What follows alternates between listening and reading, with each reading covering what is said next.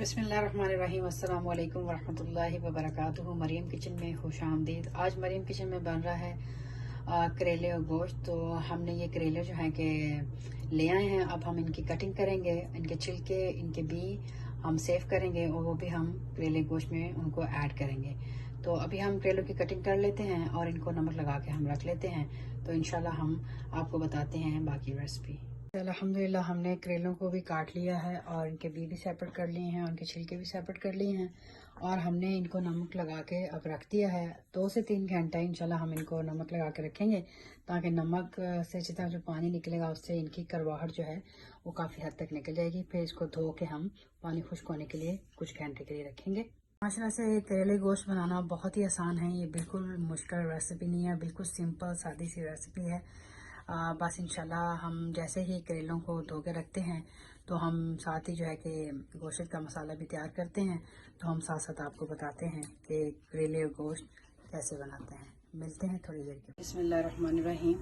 मजले से हमने जो है कि घी डाल दिया है बर्तन में। अब इसमें हम प्याज डालेंगे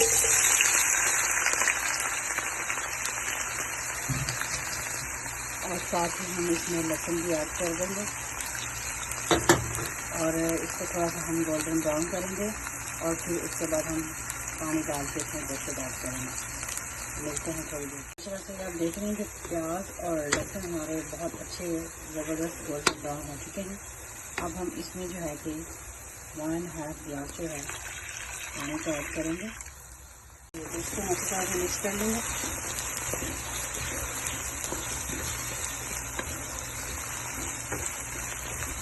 आप देख सकते हैं माशाल्लाह से। तो घी हमने हल्के ज़रूर डाला है क्योंकि जब हमने करेले और कुछ चीज़ें डीप फ्राई करने हैं तो उसमें बहुत घी ऐड हो जाता है, तो इसलिए हम इसमें ज़्यादा घी जो है वो ऐड नहीं करेंगे। आधा कप हमने और ऐड कर दिया है पानी का इसके अंदर। इसको हम अच्छी तरह से मिक्स करते हैं, ये आप देख रहे हैं। और साथ ही इसमें हमने गोश्त को भी ऐड कर दिया है, ये आप देख रहे हैं। क्योंकि गोश्त को गलने में थोड़ा सा टाइम लगता है तो इसलिए हमने इसमें 1.5 गिलास पानी का डाला है। अब इसमें हम बाकी मसाले जार डालते हैं। जैसा कि आप देख रहे हैं कि हमने पानी इसमें ऐड कर दिया है और इसमें हमने एक प्लेट में हमने सारे मसाले भी निकाल के रख लिए है। नमक है 1 से 1.5 चमचा और ये मिर्चें हैं लाल, ये भी 1.5 चमचा है और ये ज़ीरा है 1 स्पून और ये सूखा धनिया 1 स्पून और ये हल्दी है आधी चमच। तो ये हम इसमें ऐड कर देंगे। तो अच्छी तरह से हम मिक्स कर लेते हैं।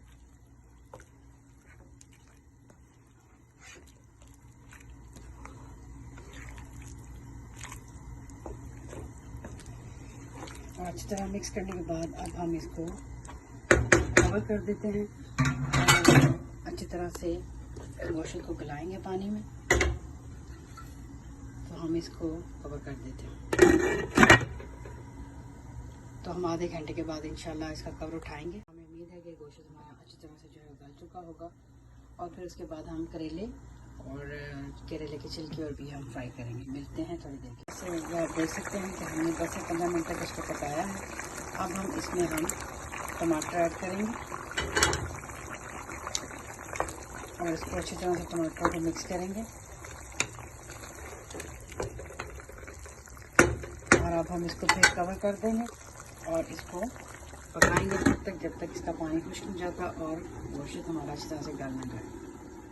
माशाल्लाह से आप देख सकते हैं कि हमने जो है कि ढकना उठा दिया है और गोश्त में से ये भी बहुत मसाला से निकला है। अच्छा आप देख सकते हैं और पानी भी तकरीबन खुश्क हो चुका है और गोश्त भी हमारा बहुत अच्छी तरीके से जो है वो गल चुका है। तो अब इसको हम और 5 से 10 मिनट तक भूनेंगे और उसके बाद इसका चूल्हा बंद कर देंगे और करेले हम फ्राई करना शुरू करेंगे। आप देख रहे हैं कि गोश्त है कि गोश्त दूसरे से भुना जा रहा है और बहुत ज़बरदस्त है, कलर भी निकला है और घी भी काफ़ी जो है कि भूनते निकला है। और दूसरी साइड पे हमने जो है कि ये घी रख दिया है गर्म होने के लिए, बल्कि ऑलमोस्ट ये गर्म हो चुका है। हमने डाल के चेक किया है तो ये काफ़ी हद तक गर्म हो चुका है। अब हम इसमें करेले जो हमने काट के रखे थे, धो के रखे थे, वो हम अब घी में डालेंगे और करेलों को हम घी में इस तरह से गोल्डन ब्राउन करेंगे। माशा से गोश्त जो है वो बहुत अच्छी तरीके से भून चुका है और घी बहुत अच्छा निकला है। अब हम चूल्हा बंद करके इसको कवर कर देंगे और साथ में हमारे करेले जो हैं वो फ्राई हो रहे हैं। तो इंशाल्लाह हम करेले के छिलके और उसके भी हम फ्राई करेंगे और सब अच्छे तरीके से गोल्डन ब्राउन करने के बाद फिर हम इस गोश्त के अंदर इनको ऐड करेंगे। तो इंशाल्लाह ये सब फ्राई हो जाएं तो फिर मिलते हैं थोड़ी देर के बाद। जी माशाल्लाह से आप देख सकते हैं करेले हमने फ्राई कर चुके हैं और बहुत खूबसूरत इनका कलर भी आ गया है। और अब इसके बाद हम जो है कि करेलों के जो बी हैं हम उनको फ्राई करेंगे और इसके बाद हम जो करेले के छिलके हैं उनको हम बाद में एंड में फ्राई करेंगे। आप देख सकते हैं माशाल्लाह से और बहुत खूबसूरत कलर आया है, ये देख सकते हैं। अल्हम्दुलिल्लाह हमारे जो करेलों के बी हैं वो भी बहुत अच्छे गोल्डन ब्राउन हो चुके हैं, आप देख रहे हैं। और अब हम इनको इस बर्तन में निकाल रहे हैं, आप देख सकते हैं। और अब हम करेले के जो छिलके हैं हम इनको मिक्सी में डाल देंगे।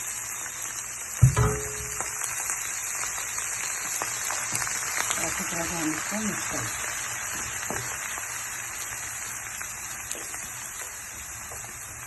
माशाल्लाह से बहुत खूबसूरत कलर आया है गोल्डन ब्राउन और इंशाल्लाह अब इनको भी हम फ्राई करेंगे। और ऑलमोस्ट हमारे करेले फ्राई हो चुके हैं छिलकों के बाद, तो हम इसके बाद हम इसको गोश्त में ऐड करेंगे। माशाल्लाह से हमारे करेले के छिलके, करेले उसके बीज जो है वो अच्छे तरीके से फ्राई हो चुके हैं, उनका बहुत ज़बरदस्त कलर आया है।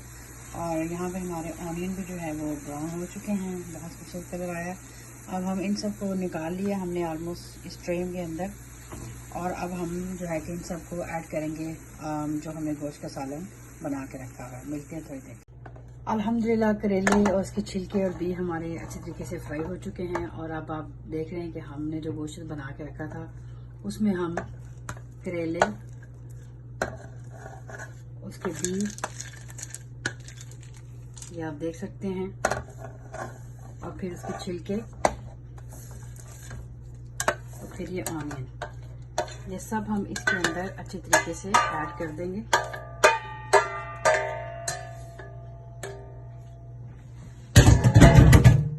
जी माशाल्लाह से ये सब हमें ऐड कर दिया है। चूल्हा हमने जला दिया है हल्की सी आंच पे और इसको हम अच्छी तरह से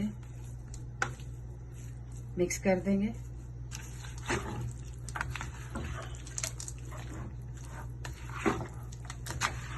ये आप देख रहे हैं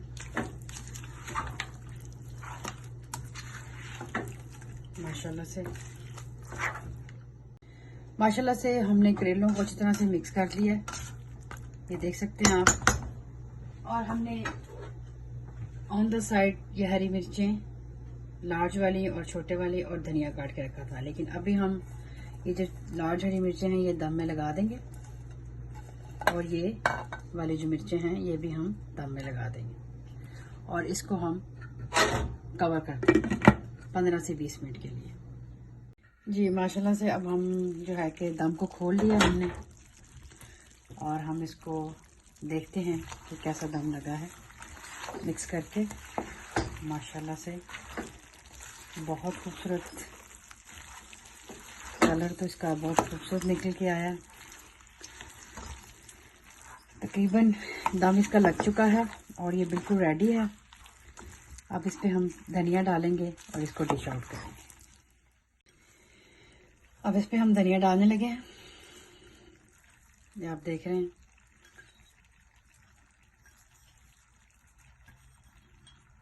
सारा धनिया इसके ऊपर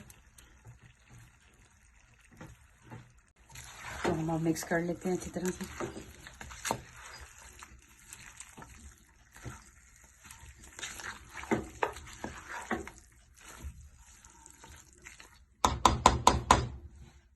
माशाल्लाह से आप देख सकते हैं बहुत ही खूबसूरत करेले गोश्त हमारे रेडी हो चुके हैं। इसको हम डिश आउट करते हैं।